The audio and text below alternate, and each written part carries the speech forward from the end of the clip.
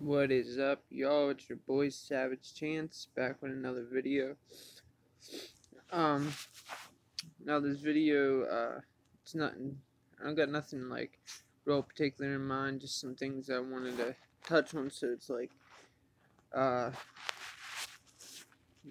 you know, nothing too big, but I think definitely a few things that some people could learn off of it. Definitely, some of my lines could learn off of it. I probably ain't gonna do any attacking in this video. Um, but I just started my upgrade for Castle. Well, I upgraded, just started the wall for Castle 23. I think this is the first video that I have made where I have not went up at least a castle level or two before the video. This is kind of my concerns, and I've talked to a few of my friends. Actually, yeah. Well, I talked to a couple of my friends, and my concerns were like, like I see how like a lot of players like in this game they move kingdoms easily, they jump kingdoms easily, they're in multiple kingdoms, and that's cool. But in my eyes, if like like at least me as a leader, if I was an R4, I want to put all my time into one kingdom, into one alliance to I don't know. I don't know. It's just a competitive nature in me to want to be the best, and I don't feel that anybody could ever be their best if they're in multiple kingdoms. Maybe I'm wrong. Um, and it does take a lot of time for building upgrades, so it's fun to start in new places. But I'm here to conquer. I'm a fucking savage, so I'm here to conquer shit. So, but the point of that is, like I've only, I spent some money in this game. Not very much. Not, I'm only cast 22. It's, about a month old server. So, I'm doing alright. I was actually going to go to Castle 26 today. That was the plan.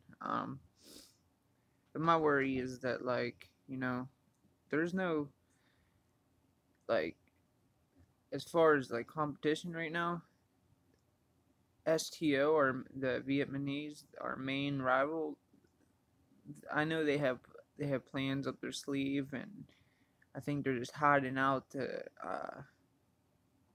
to grow. And I know they'll probably pop up come throne time and come to fight. And that's what they always do in every kingdom. But I go and attack STO and AVE or whatever their names are, and and it's just too easy. It's nothing.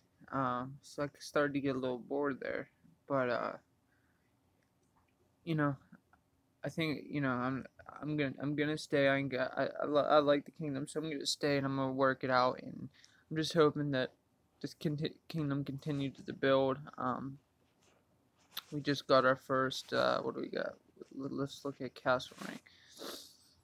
Um, TKT, our ally, just got his 28 castle, and then NTM, who's another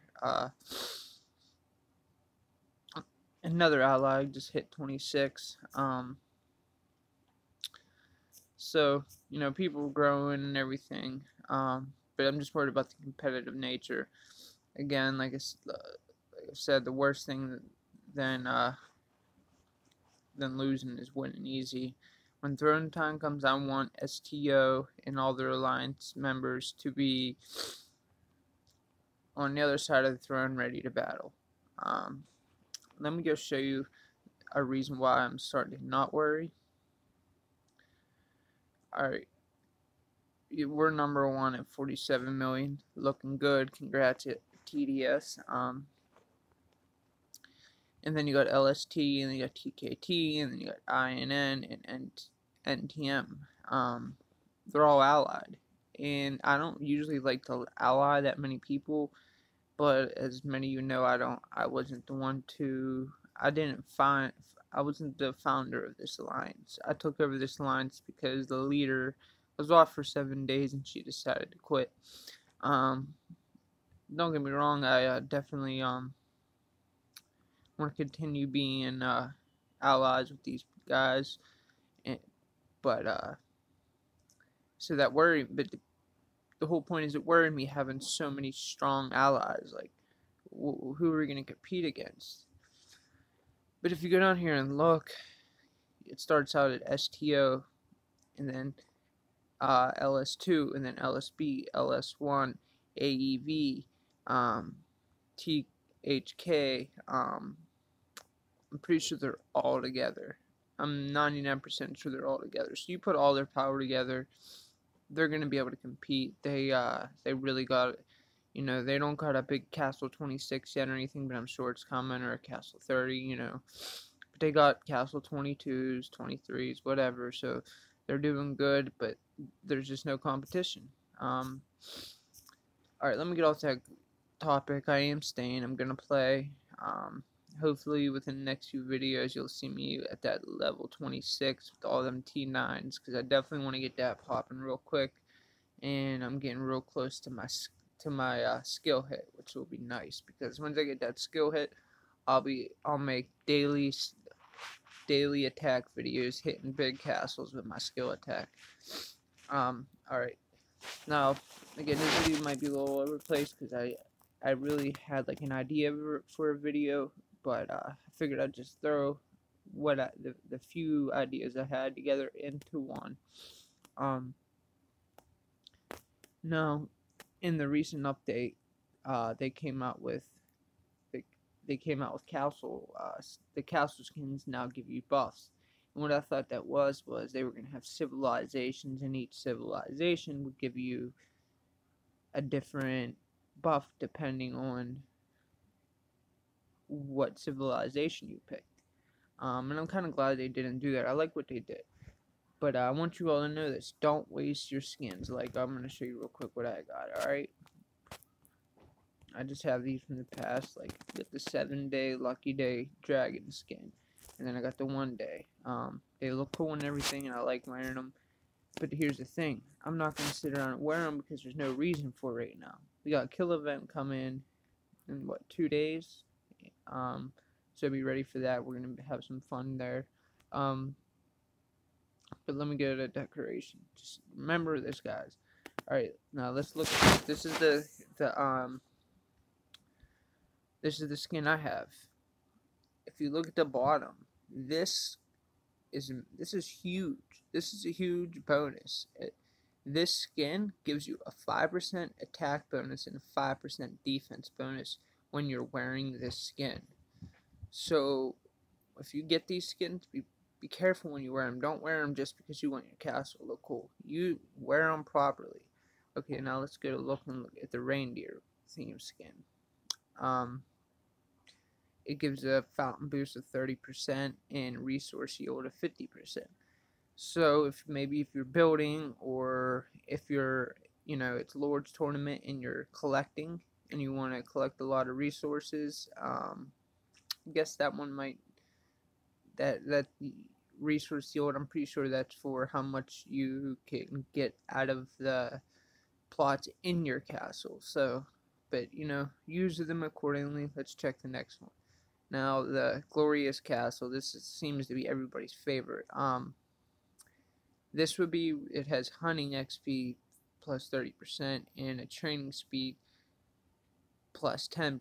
So this would be a great skin to wear for maybe the monster killing event, troop training event, build power event. So save your skins, wear them for the right time. Let's look at the next one, the Phoenix skin.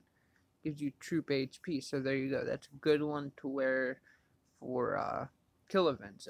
Troop HP is, in my mind, basically the most important stat you could have, or at least the most underrated stat.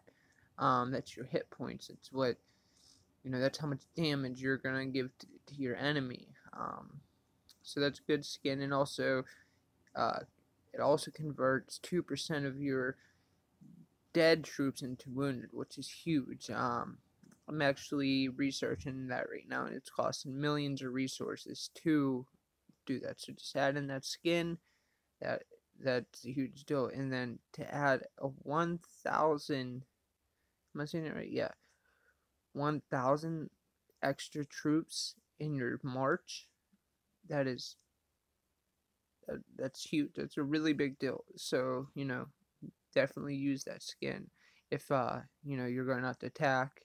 That's I almost would possibly pick it over this one where I get a 5% attack, and oh, I just realized it does get okay. The castle one, the Lucky Dragon Castle theme skin, does give extra 1,000 troop march, so that's cool. So as far as attacking, this is definitely if you're in war, this is definitely the castle you want to go with. Now the watermelon castle theme, which I've never even seen anybody wear yet.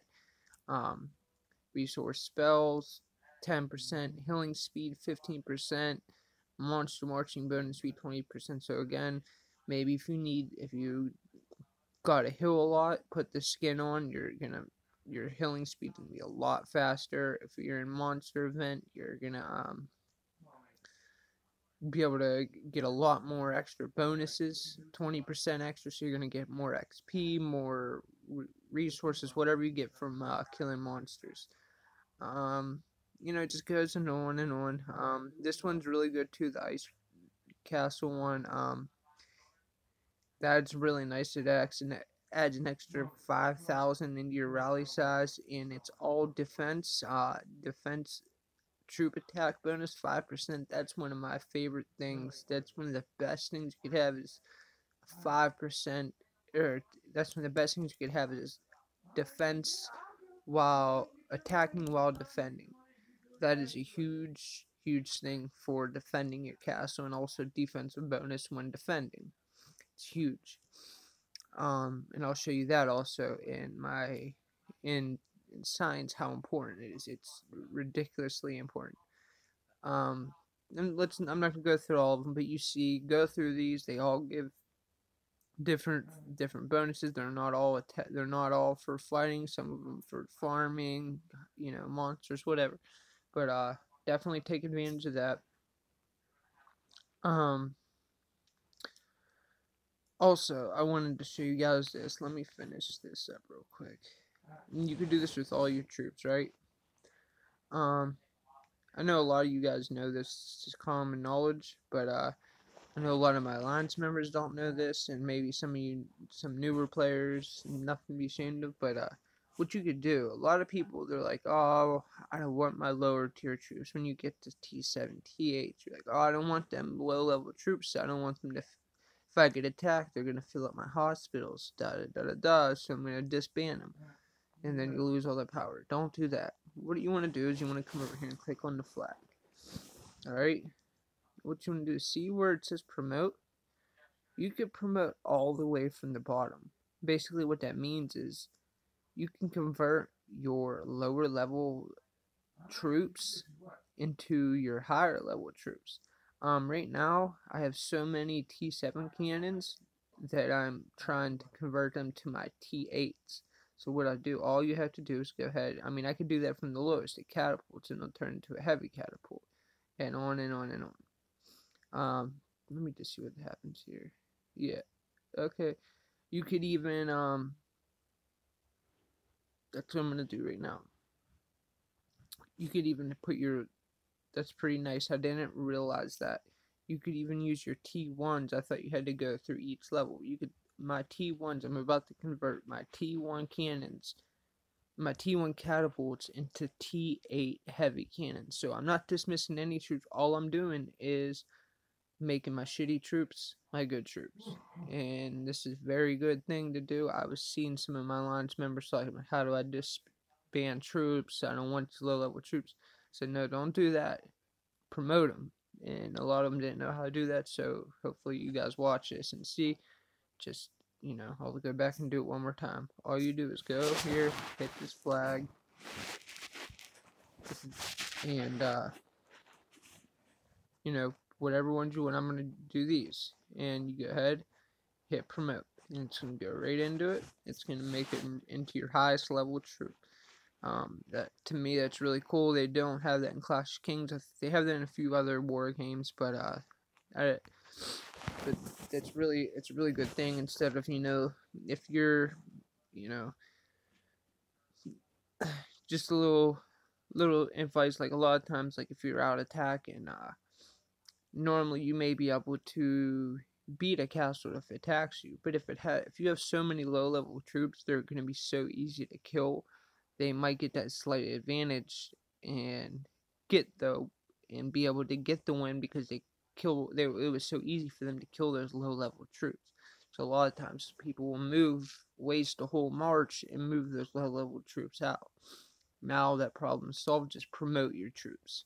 Don't disband them, just promote them to your highest level. It helps it'll raise your power. It's a really good thing to do. Let me think, but I had a couple other things I wanted to get into. Now, I don't know if, like I said, I took over this alliance. Hold on 1 second. Let me pause this up for 2 seconds. Alright, I'm back. Now many of you know that I took over this alliance just a couple weeks ago. I wasn't the original leader. I didn't get to build the alliance territory and all that. Our hive is a complete mess. It is very hard to teleport into. We have done a good job of filling in holes. But here's the problem, right? I don't know if there's a lot of newbies in this kingdom, which I'm assuming, or if there's maybe something that even I'm missing, but you don't live in level 7 areas, okay? And what I mean by that is I'll show you right now, right? There's my farm burning, so I could upgrade that wall. Okay. What I mean by level 7 is your level 7 areas are this white area around here. And, the white area right here around, basically, I'll put my finger on it, like right here. That's level 6, okay? This is, if I go a little further, we'll head up into the level 7s. You don't want to be living here. I'll show you. Okay, look at all this area. If my phone will load. Look at all this area. This is all levels 7 resource zones. But see all these castles here? They're taking up spots where level 7 plots could be placed. That means more resources for the kingdom. That means more resources for you. So basically what my idea is to move our hive back. Now, what I mean by this, I want to leave our territory in level 7. If this is easy enough to follow what I'm saying, and it's kind of hard. But if you leave, okay, we leave our territory. Like I'll pull this back up one more time. Okay, you see our territory. Go ahead and I'll leave the territory exactly the way it is. Maybe move it around a little bit just because we're gonna move our castles back. But leave the territory where it is, and move. And what my plan is, and what every alliance in this kingdom should be doing, is moving their castles back one spot into the level 6 resource plots. You don't live. It's just the key to the game. You don't live in level area. You don't live in level 7 resource plots. You live in level 6, and you farm in level 7. So if you're living in level 7, you're taking up spaces where the resources could be. So TKT, any of you that see this, I hope that maybe you take my advice, because I would like for us to move back, you guys move back. What that will do is open up a whole lot more level 7 resource plots. Yes, STO, other alliances they could obviously maybe do some shady shit and put farm castles all over the place, but I really don't think they do that. Or they'll gather in our resource plots.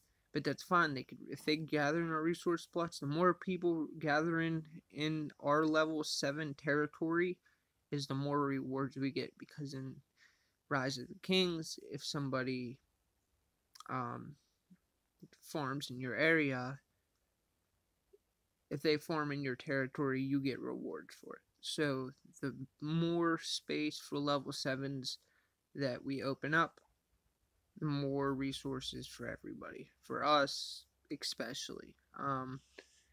Now that's just a quick gist of it. I'm gonna have like a little map layout. I'm gonna make a screenshot. I'm gonna show it to y'all exactly how I think a hive should be laid out.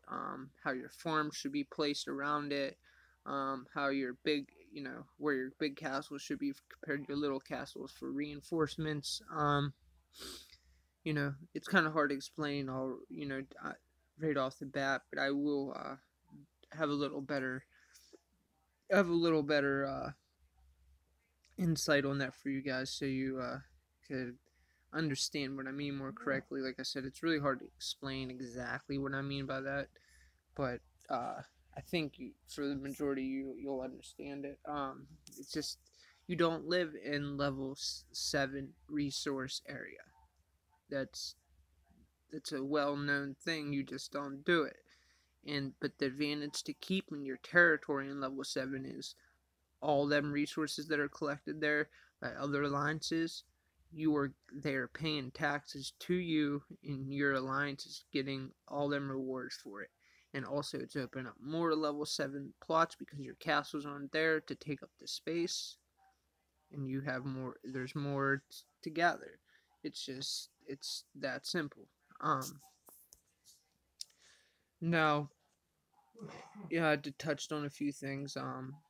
May not be a very interesting video to some of you, but I think it'll help a lot of you, at least some of you. And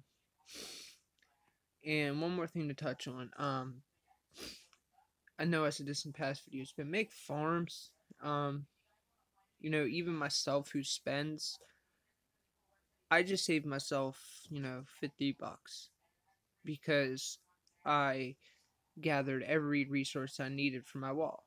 So next thing I have to do is spend another $50 and my castle's upgraded. If you could at least make 3 to 4 farms, I can make a video on how to make a farm, how to make them correct, how to use them correctly, and all that. If you would like, leave a comment.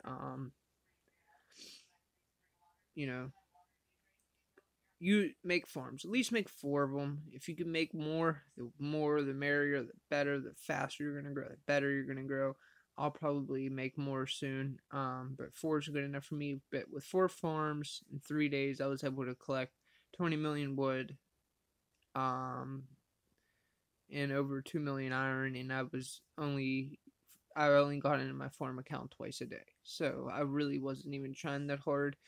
So that's a really good tip right there. Just make a couple farms. Priators. Oh my god, I'm a stumbling retard. Prioritize what you need next. Okay, I don't need to upgrade anything besides my wall for this. So I knew, well, I didn't feel like spending today. I didn't feel like wasting the cash on a wall. So what I did was I made sure, and I went out and I collected everything I needed for my wall to be done. Now I just saved myself $50, and I'm gonna do my best to see how much I could collect for Castle 23 upgrade. But I'll probably spend for that. I really want to get to Castle 26 pretty quick. I'm trying to think if there's anything else I'm not thinking of before I get out of here. Let me see how long this video is. Yeah, it's about 24 minutes long. I know you guys many people don't like watching long videos. But give me 1 second, I'll be right back.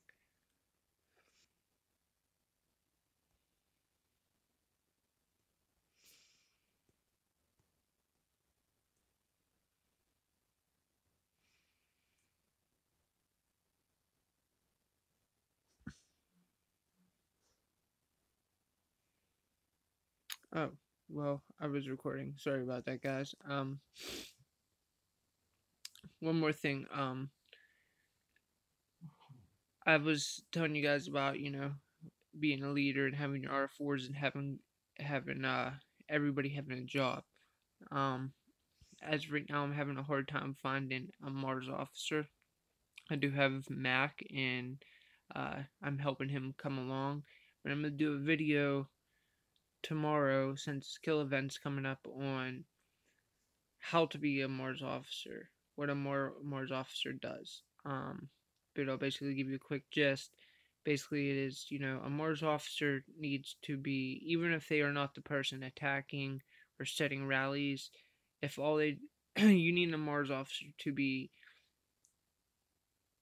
in chat, um, checking battle reports, making sure players are sending the correct troops, um, making sure that they're scouting, making sure that they are setting their buffs.